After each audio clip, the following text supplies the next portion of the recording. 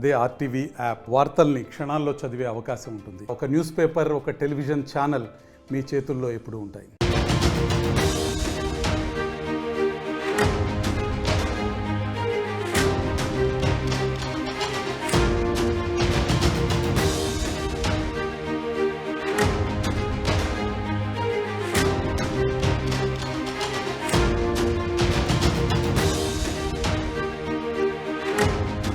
బంగ్లాదేశ్లో అరాచకం రాజ్యమేలుతోంది. బంగ్లాదేశ్లో దారుణ పరిస్థితులు నెలకొన్నాయి.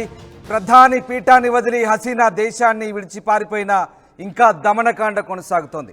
ప్రభుత్వం కూలిపోవడంతో అల్లరి మూకలు రెచ్చిపోతున్నాయి. 450కి పైగా మృతుల సంఖ్య పెరిగింది.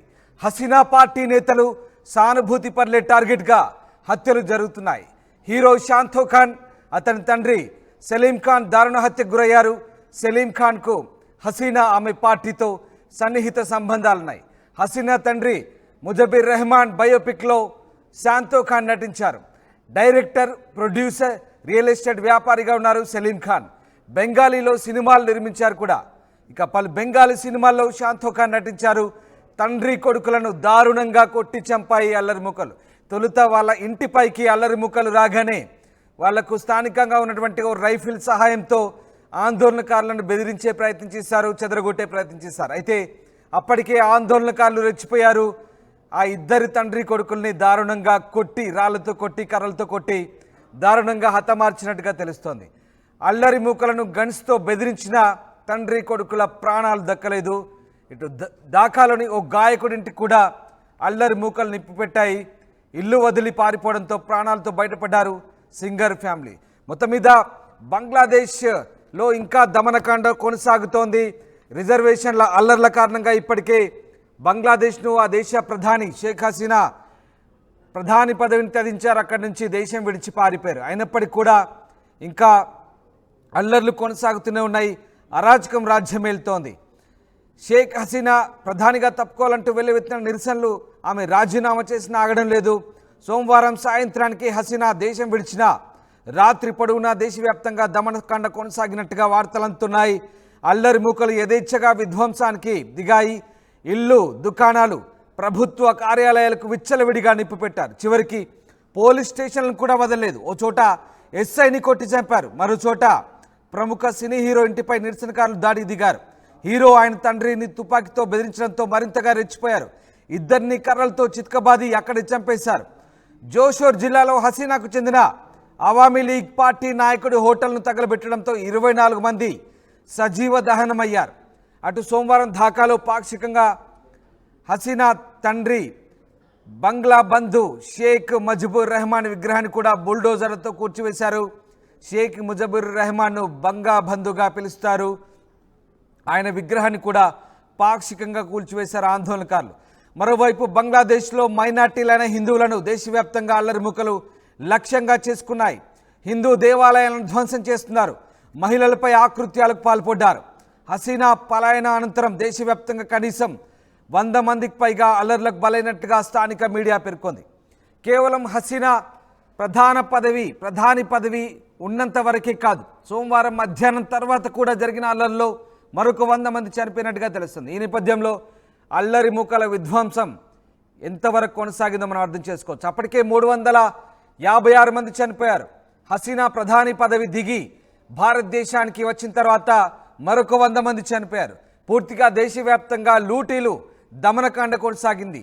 హోటళ్ళు, దుకాణాలు ఎక్కడ పడితే అక్కడ వాళ్లకు నచ్చిన విధంగా లూటీ కొనసాగించారు. మరోవైపు మైనార్టీలైన హిందువులపై కూడా దాడులు కొనసాగినట్టుగా వార్తలు అందుతున్నాయి. ఇక గత నెల రోజుల్లో మరణించిన వారి సంఖ్య మొత్తం కలిపి దాదాపు 450 దాటినట్టుగా తెలుస్తోంది.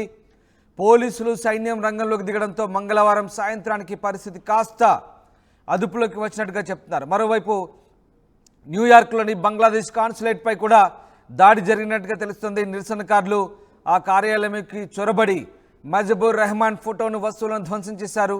ఆ వీడియో కూడా ప్రస్తుతం వైరల్గా మారిన పరిస్థితి. మరోవైపు అటు నోబెల్ గ్రహీత మహమ్మద్ యూనస్ సారథిగా సైన్యం కనుసన్నలో తాత్కాలిక ప్రభుత్వం కొలువుదీరినప్పటికీ ఇంకా అల్లర్లు సద్దుమణగలేదు. అధ్యక్ష కార్యాలయం మంగళవారం అర్ధరాత్రి ఈ ప్రకటన చేసింది. కేసులు జైలు శిక్ష నేపథ్యంలో యూనస్ ప్రస్తుతం విదేశాల్లో ఉన్నారు. ఆయన ప్రస్తుతం ఫ్రాన్స్లో ఉన్నట్టుగా తెలిసింది.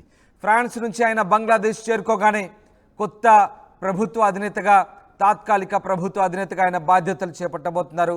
హసీనా సర్కార్ పతనాన్ని ఆయన స్వాగతించారు. ఈ నేపథ్యంలో మరి కొత్త ప్రభుత్వం ఏర్పాటయ్యే వరకు కూడా దేశంలో అలాంటి అశాంతి, అహింస ప్రజ్వరిల్తూనే ఉంటుందా, దీన్ని సైన్యం కట్టడి చేస్తుందా అనేది ఇంకా వేచి చూడాల్సింది. మొత్తం మీద బంగ్లాదేశ్ అల్లకల్లోలంగా మారిన పరిస్థితి. రిజర్వేషన్ల కోటాకు వ్యతిరేకంగా నిరసనకారులు విధ్వంసం సృష్టించిన నేపథ్యంలో ఒక్కసారిగా ఆ ర్యాలీలు హింసాత్మకంగా మారడంతో ఆస్తి ప్రాణ నష్టం భారీగా సంభవించింది. బంగ్లాదేశ్లో దాదాపు 450 మంది వరకు కూడా ప్రాణాలు కోల్పోయిన పరిస్థితి. షేక్ హసీనా ప్రధాని పదవిని విడిచిపెట్టి భారత్లో వచ్చినప్పటికీ కూడా ఇంకా అల్లర్లు కంటిన్యూ అయ్యి వివిధ రంగాలకు చెందిన ప్రముఖుల ఇళ్లను కూడా దోచుకోవడం, నిప్పు పెట్టడం చేస్తున్నారు. తాజాగా ఓ హిందూ సంగీతకారుడు, గీత రచయిత అయిన గాయకుడైన రాహుల్ ఆనంద ఇంటికి కూడా ఆందోళనకారులు నిప్పు పెట్టారు. సోమవారం మధ్యాహ్నం ఢాకాలోని ధన్మోండిలో ఉన్నటువంటి ఆయన నివాసంపై ఒక్కసారిగా గుంపులుగా దాడి చేసి విధ్వంసం సృష్టించినట్టుగా తెలుస్తోంది. ఈ దాడిలో ఆయన భార్య, కుమారుడు ఎలాంటి ప్రమాదం లేకుండా తప్పించుకున్నట్టుగా తెలుస్తోంది. ఆయన సంగీత వాయిద్యాలను 3000కు పైగా ఉన్నటువంటి ఆయన సంగీత వాయిద్యాలను పూర్తిగా తగలబెట్టినట్టుగా తెలుస్తోంది. ఇంట్లోని వస్తువులను కూడా ఎత్తుకుపోయినట్టుగా తెలుస్తుంది. ఈ రకంగా అన్ని వర్గాల వారిని టార్గెట్ చేశారు ఆందోళనకారులు. సినిమా వారిని, కళాకారులను, మైనార్టీలను, అలాగే వారికి నచ్చని వారందరినీ అల్లర్ల ముసుగులో విధ్వంసకారులంతా కూడా మట్టుబెట్టే ప్రయత్నం చేశారు. అంతేకాదు ఏకంగా దేశం మొత్తం లూటీకి పాల్పడ్డారు. ముఖ్యంగా అవామీ లీగ్ కార్యకర్తల ఇళ్లపై దాడులు జరిగాయి. అవామీ లీగ్ కార్యకర్తల ప్రాణాలు తీశారు, కొట్టి చంపారు దారుణంగా. అవామీ లీగ్ కార్యకర్తకు సంబంధించినటువంటి ఓ హోటల్ను కూడా తగలబెట్టారు. ఢాకా, చిట్టాగంగ్ లాంటి ప్రాంతాల్లో పూర్తిగా ఈ అల్లర్లు కొనసాగాయి. పూర్తిగా బంగ్లాదేశ్ ఇంకా అహింస, అశాంతిలోనే కొనసాగుతోంది. మరి తాత్కాలిక ప్రభుత్వం ఏర్పడే నేపథ్యంలో ఈ అల్లర్లను ఆర్మీ ఏ రకంగా కట్టుదిట్టం చేస్తుందనే అంశంపై కూడా స్థానికంగా చర్చ సాగుతోంది. ప్రస్తుతానికి కాస్త సద్దుమణిగినప్పటికీ ఇంకా ఆర్మీ అల్లర్లపై దృష్టి సారించి ప్రస్తుతానికి అల్లర్లను పూర్తి స్థాయిలో అదుపులోకి తెచ్చేందుకు ప్రయత్నిస్తోంది బంగ్లాదేశ్లో.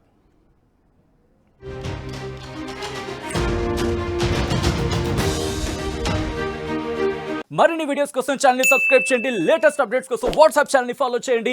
అండ్ లింక్ డిస్క్రిప్షన్ లో ఉంది.